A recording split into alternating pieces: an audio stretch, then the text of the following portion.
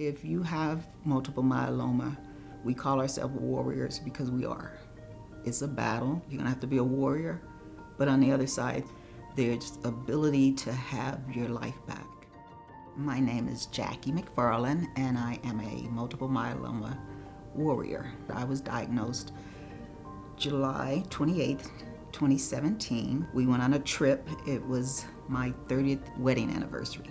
So we had plans to go to Jamaica that November, and it really wasn't until I went to swim and I got in the pool and I couldn't make it across the pool. If I tried to kick my legs, it felt like someone was kicking me in my back. I had seen a doctor and had some x-rays, and they had told me that I did have compressed fractures on my spine. I had 4, which was strange because they thought I would have been in an accident to have such massive, problems with my spine. I ended up in the ER July, probably like 26. Somebody smart in the ER noticed that, hey, something else is going on here. And it was weird because then they came in and said, oh, you didn't tell us about, your kidney failure. Are you on dialysis? I was healthy, my kidneys aren't an issue. So when we found out my kidneys were only working at 30%, and I had these compressed fractures on my spine and I'm in major pain. From there, I was in the hospital for 37 days. Fortunately, I had my husband there with me. He stayed by my side. I was never left at the hospital alone. Someone was always by my side. So I was very weak, very out of it for a long time. I think one of the things that was hardest for me, even after coming to, because I was so heavily medicated most of the time, is that my family found out before I did that I had cancer.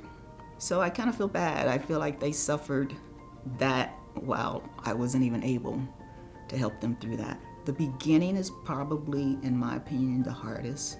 Anytime you hear stories, people say, as soon as they said cancer, I just blanked out. And for some reason we do. We hear cancer and then everything else is wah, wah, wah, wah, wah, wah.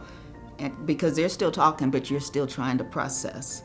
When I found out about HealthTree, was after finding out I had multiple myeloma. I remember a neighbor left a message and said she'd seen something on the Today Show. So I found it, and that was hope for me, because up until that time we had just been Googling. And the doctors had even told my husband to stop Googling, because the first thing he saw when he Googled was you had a lifespan of 3 to 5 years. And it was like, oh, these are people that know what I'm going through. They've navigated through the hard part of it. The HealthTree University was so simple. Do these transplants work? I'd never heard of anything like that. So when I got to HealthTree, it was so informative and so comforting. And to have something that can comfort you when you're going through that is priceless. I had to adopt what I call and what I share with my coachees through vision. I'm gonna get through this, and then I'll be better. And it was something that it was hard to get through, and it took a long time to get better, but I am better now.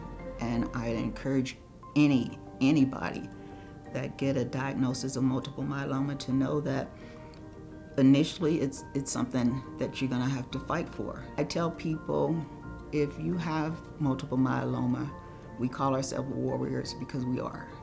It's a battle. You're gonna have to be a warrior. But on the other side, there's ability to have your life back.